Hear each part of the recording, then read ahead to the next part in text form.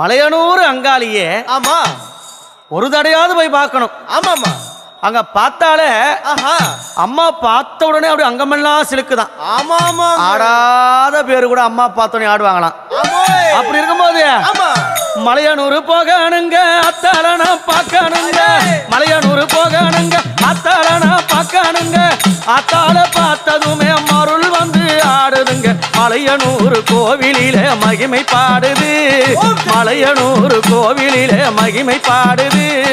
உடுக்க ஒலி கேட்டதுமே உலகம் ஆடுது. அம்மா உடுக்க ஒலி கேட்டதுமே உலகம் ஆடுது.